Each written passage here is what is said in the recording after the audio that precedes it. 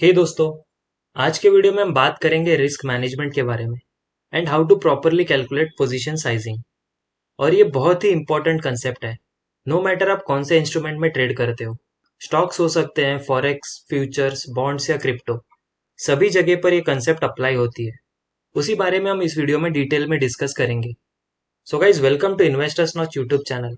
अगर आपने अभी तक इस चैनल को सब्सक्राइब नहीं किया है तो आप बहुत कुछ मिस कर रहे हो।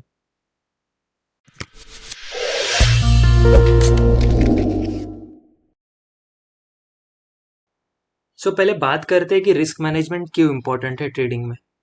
गाइज, अगर आपके पास एक प्रॉफिटेबल ट्रेडिंग सेटअप है जिससे आपके पैसे भी बन रहे हैं, उसे हम ट्रेडिंग टर्म्स में एज कहते हैं। पर आपके पास प्रॉपर रिस्क मैनेजमेंट नहीं है तो ट्रेडिंग में एज होकर कोई बेनिफिट नहीं है। चांसेस है कि आप अपना अकाउंट वाइप आउट कर दोगे। मैं आपको एक एग्जाम्पल के तौर पर प्रूव करता हूँ। अज्यूम करते हैं कि हमारा एक ट्रेडिंग सेटअप है जिसमें 50% का विन रेट है एंड 1:2 का रिस्क रिवॉर्ड हमने सेट किया हुआ है। Now what is risk reward? इसका मतलब ये है कि आपने अगर 100 रुपए किसी ट्रेड में रिस्क किए हैं तो आप चाहते हो कि आपका रिवॉर्ड 200 रुपीज का हो। इसे हम यूज करते हैं बिकॉज लॉन्ग रन में आप अगर 1:2 का रिस्क रिवॉर्ड मेंटेन करते हो और आपका 50% भी सक्सेस रेट है तो भी आप प्रॉफिट में रहोगे। इसे हम एक एग्जाम्पल के तौर पर समझते हैं।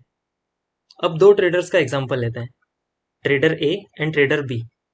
ट्रेडर ए बहुत ज़्यादा एग्रेसिव है और हर ट्रेड पर अपने टोटल कैपिटल का 50% रिस्क करता है, एक सिंगल ट्रेड पर।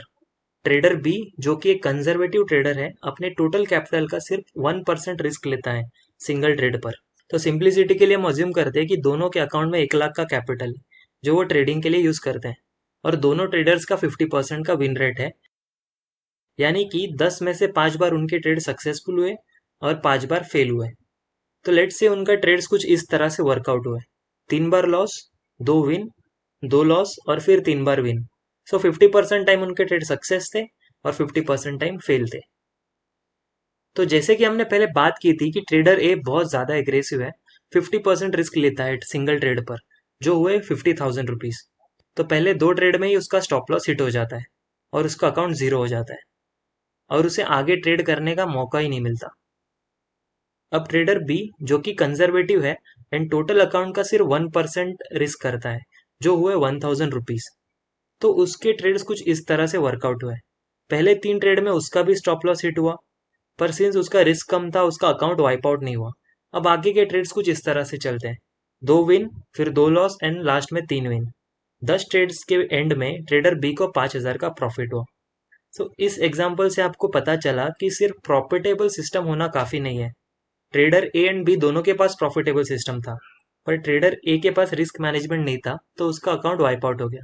एंड उसी के कंपैरिजन में ट्रेडर बी ने प्रॉपर रिस्क मैनेजमेंट को यूज करके अपने कैपिटल को ग्रो किया।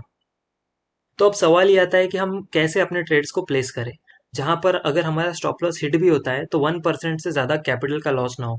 तो उसके लिए हम एक एक्सेल शीट का यूज करेंगे जो मैंने बनाई हुई है, जिसका लिंक मैं डिस्क्रिप्शन में दे दूंगा।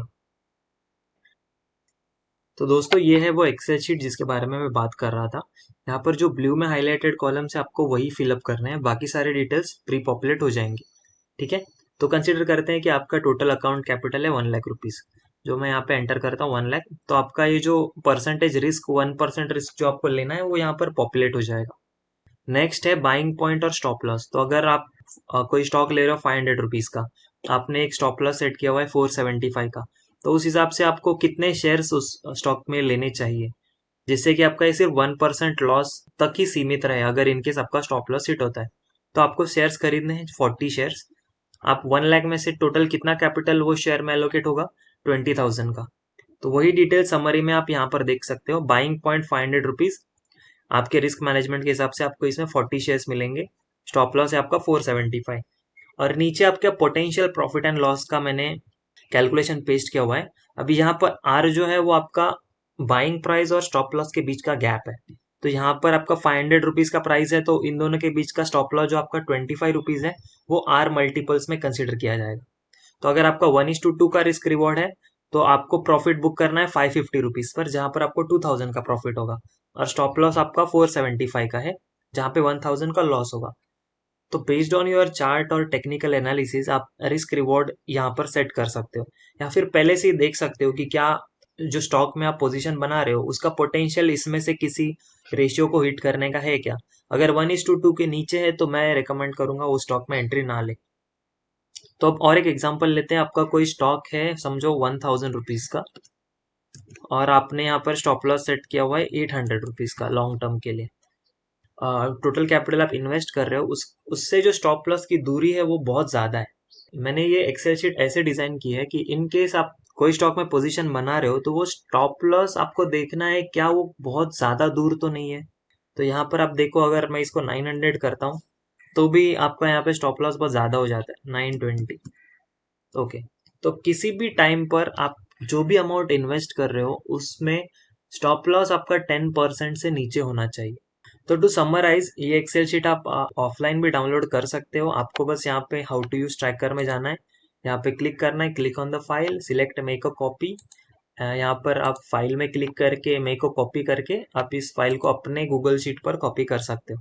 सो टू समराइज, आपको यहाँ पे सिर्फ 3 चीजें एंटर करनी है, टोटल अमाउंट आपका जो भी है, आपका स्टॉक का बाइंग प्राइस और आपका स्टॉप लॉस, तो ऑटोमेटिकली बाकी चीजें कैलकुलेट हो जाएंगी।